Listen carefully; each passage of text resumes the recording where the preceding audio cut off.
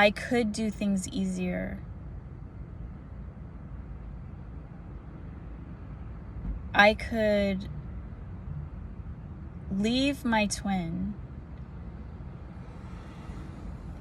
and find somebody else and do YouTube with them, or not even do YouTube. I can just go get a job. I have my college education. I have many skills. I know that I could do amazing work, but it's not going to reach the numbers. It's not going to reach the people. It's not going to spread the message of what I need to spread at all. Like, maybe I could get a job that would do that, but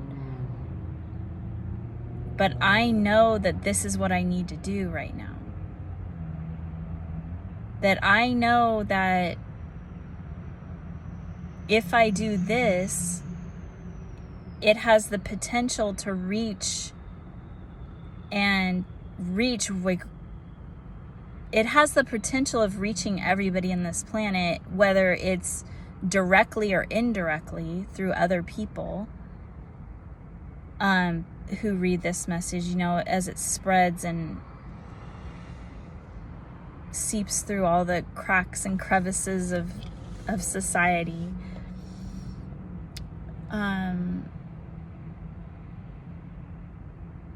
And I'm not comfortable with this. I'm not fully comfortable with putting my whole life out there and taking the risk of exposure and being vulnerable and getting harsh criticisms and trying to knock me down off my pedestal that I've built myself with hard labor of my lifetime, trying to build my confidence, build my self-esteem, build my ego, to have the ability to do this as far as self-confidence, self-awareness, self-love. I've built that with hard work. It wasn't built for me. Nobody built me up but me. So that's when you fight for yourself. You fight for your confidence and your self-esteem and your ego because you worked so hard to build it. But when you're a spiritual person and you have faith in God, you go to God. You know who you are, and you're firm in who you are. And you remind yourself of who you are, and that's what keeps you in alignment with God. It keeps you in alignment with your self-worth and who you know you are. And you're able to see others for who they are and what they need to work on, and that it's not about you. Their hatred of you is not about you. It's about themselves. It's about their reflection that they see in the mirror that they don't like. So if you go tell a smoker that you hate smoking, they're going to not like you because you don't smoke. If that makes any sense. But they're gonna get mad at you because you said that you said you don't smoke and you don't want to be around them because they smoke, when all you're doing is just being yourself and putting up your boundaries. I'm not gonna date a smoker. I'm not gonna date somebody that's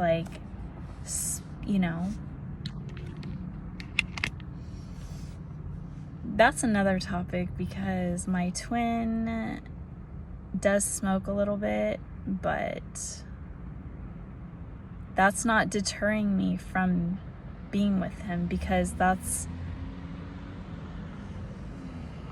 It's unconditional love. And I still love him. Even if we decided we weren't going to be together, like living together or anything like that, I would still love him. And there's compromises that you make with people that you love, and if you want to be together, that all your love and your goodness, good things about your relationship should outweigh those negative aspects. And the negative aspects should be like confronted and talked about and worked out and compromised. And for the health and benefit of the person out of love. And that's why God puts you in situations where those puzzle pieces might not fit, but if you work on it, and if you're doing it out of love and compassion and heart, and you're really trying to help that person work on their issues and their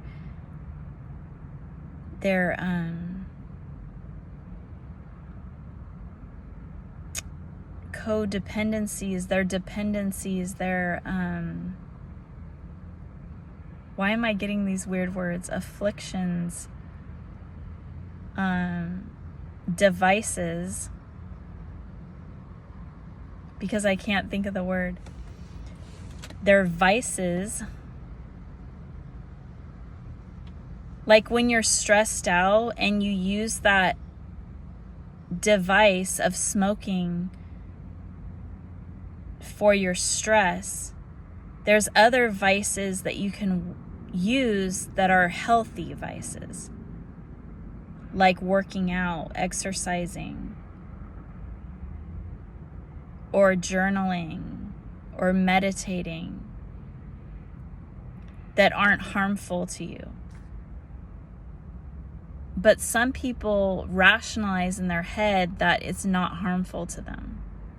There's a lot of people that smoke marijuana that think that that's helping them and it's not harmful to them. But God and I know that it does impede your performance. Your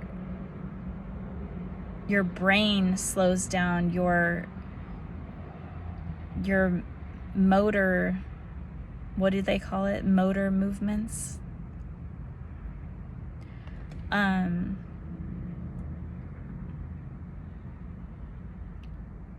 Like you're not quick to react, like with your, like when you're driving a car and you become impaired when you're driving. You can't operate the vehicle as effectively when you're under the influence.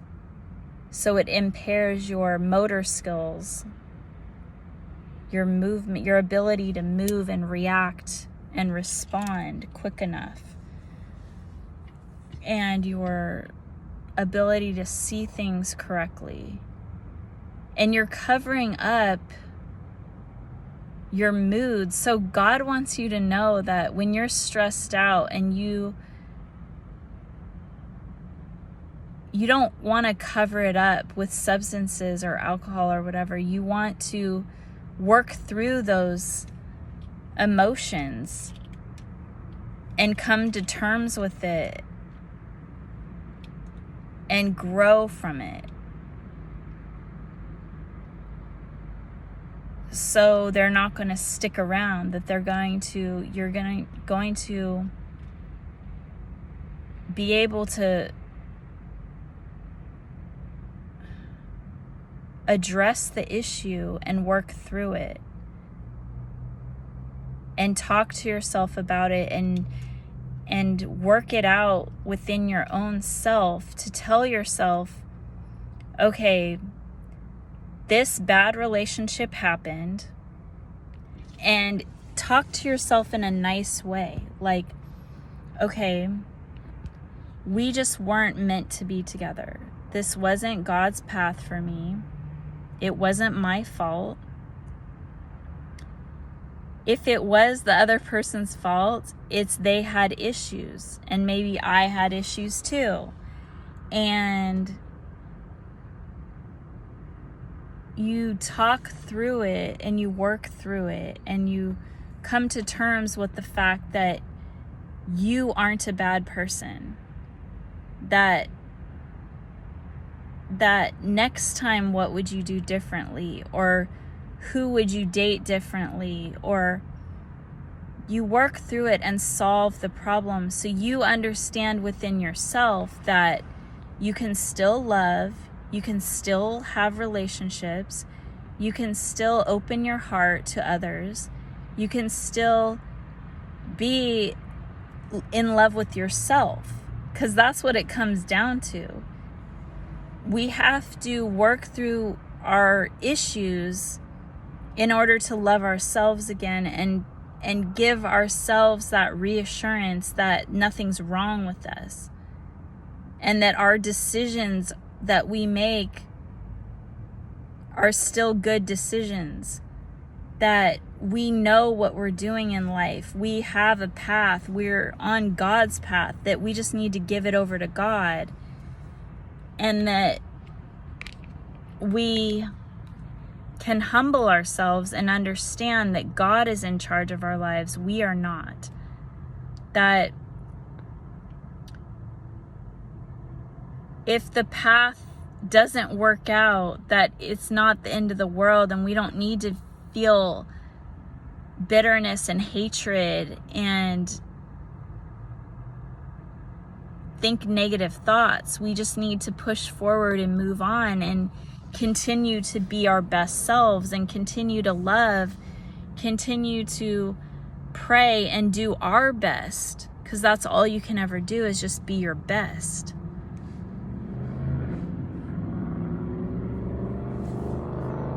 Okay, so now it's all out. It's all out. It's all purged.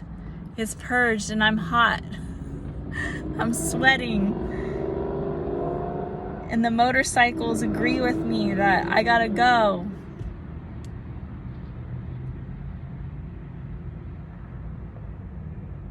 I hope I touched a lot of people out there, and that you can gain wisdom from my advice, and that you love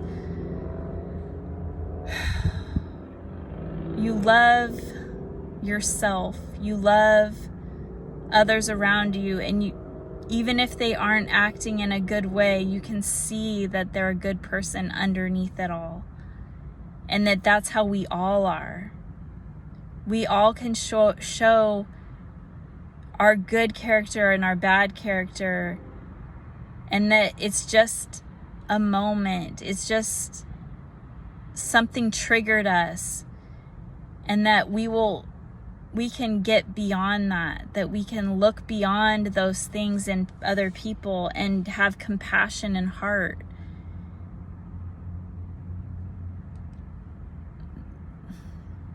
Okay, good night.